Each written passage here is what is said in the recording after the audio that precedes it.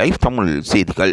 சரிகமபா நிகழ்ச்சிக்கு என்று ஓர் இடம் இருப்பதாகவும் அது பலரின் உள்ளங்களை கவர்ந்த ஓர் நிகழ்ச்சியாக இருப்பதாகவும் இசைத்துறையின் பிரபல்யமிக்கவர்கள் கூறிக்கொள்கின்றார்கள். இசைக்கு இருக்கின்ற மனங்களை தொடக்கூடிய அந்த ஆற்றல் பல போட்டியாளருக்கு இருக்கின்றது. போட்டியாளர்களாக இருந்தாலும் அவர்களின் திறமையில் முதிர்ச்சி இருப்பதாக கூறுகின்றார்கள்.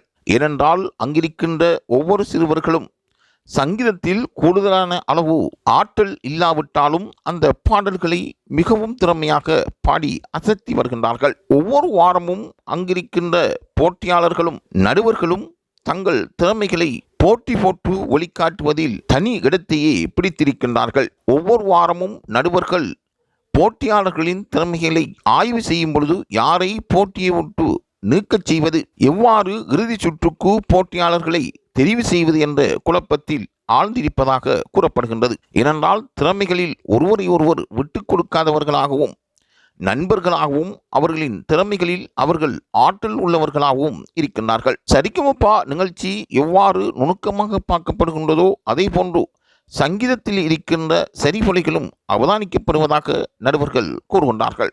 ஆனால் திவினேசை பொறுத்தவரையில் ஏன் இன்னும் திவினேசுக்கான அந்த சந்தர்ப்பம் கிடைக்கவில்லை என்பதுவே பல ரசிகர்களின் கேள்வியாகும். நடுவர்கள் இது தொடர்பாக கூடுதலான அவதானம் செலுத்த வேண்டும் என்றும் திவினேசுக்கு என்ன நடந்தது என்று வெளிக்கொணர வேண்டும் என்றும் அவர்கள் எதிர்பார்க்கின்றார்கள். ஏனென்றால் திவினேசுக்கு இன்றோர் ரசிகர் பட்டாளம் இருப்பதை யாராலும் மறக்க முடியாது.